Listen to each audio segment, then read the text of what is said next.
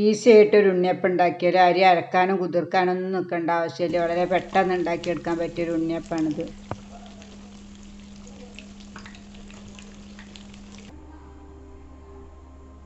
ഉണ്ണിയപ്പം ഉണ്ടാക്കാൻ വേണ്ടി ഞാൻ ഇവിടെ എടുത്തിട്ടുള്ളത് 1.5 കപ്പ് മൈദയും 1 കപ്പ് റവ, 1 കപ്പ് അരിപ്പൊടി ഇതൊക്കെയാണ്.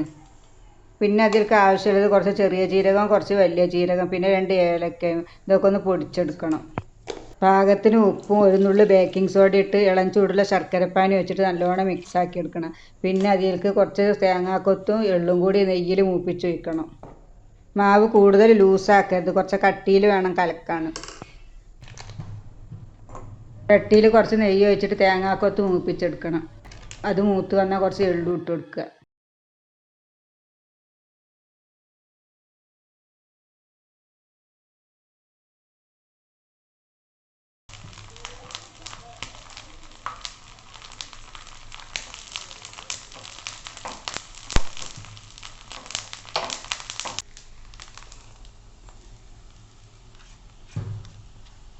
തേങ്ങാക്കൊത്തും എള്ളും മൂപ്പിച്ചത് ഒഴിച്ചു കൊടുത്തിട്ടുണ്ട്.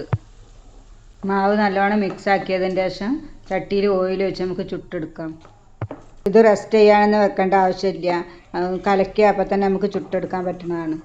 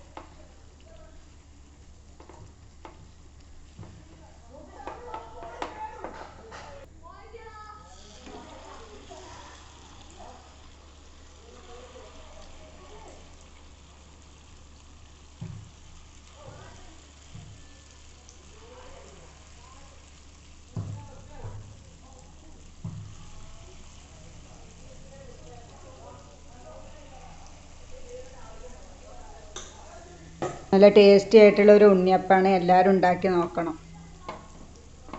ഉണ്ടാക്കി നോക്കിയിട്ട് ഇഷ്ടപ്പെട്ടാൽ കമൻറ്റ് ചെയ്യണം. അപ്പോൾ ഇന്നത്തെ വീഡിയോ ഇത്രയേ ഉള്ളൂ. ബൈ.